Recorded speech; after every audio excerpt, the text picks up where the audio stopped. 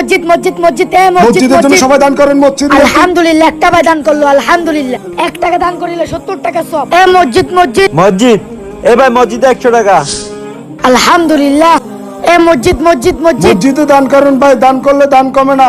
ভাই জি ভাইয়া আমিও কিছু দান করি মসজিদে। এই যে ধরো, এটা আমার তরফ থেকে 200 টাকা।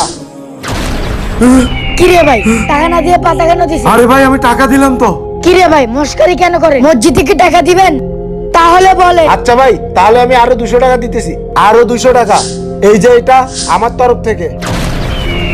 আরে ওনার গায়ে মনে হয় শয়তান। ওনার টাকা দেওয়া ভাই, লাগবে আমি না, তো আসেন আপনার ভাই। না না না সামনেই টাকা- আসেন ভাই, ওনার টাকা দেওয়া লাগবে না, আসেন ভাই। হে আল্লাহ, আমার দান কেন কবুল হয় না? আমি টাকা দান করলে আমার টাকা কেন পাতায় রূপান্তরিত হয়? এই আমি বলি, তোমার দান কেন কবুল হইতেছে না জানো? তুমি তোমার বাবার সাথে কি করছিলা? বাবা আমার 50টা টাকা ধরে বাবা আমি ওষুধ কিনবো। ওনারে দৈনিক দৈনিক 50 টাকা 100 টাকা দিব ওষুধ কেনার জন্য। কোনো টাকা টাকা হবে না। আমার 2 ঘন্টা বাড়তি টাকা লিখে দাও না। তোমার অন্য ছেলেরা কি কোনো ওষুধ কেনার টাকা দেয়? কোনো টাকা টাকা হবে না, যাও। তাহলে আমি এখন কি করব? তুমি আল্লাহর কাছে এখনো সময় আছে, মাপ চাও। তোমার বাবা তো আর দুনিয়ায় নাই, আল্লাহই পারবে তোমাকে মাফ করতে। হে আল্লাহ, আপনি আমাকে মাফ করেন।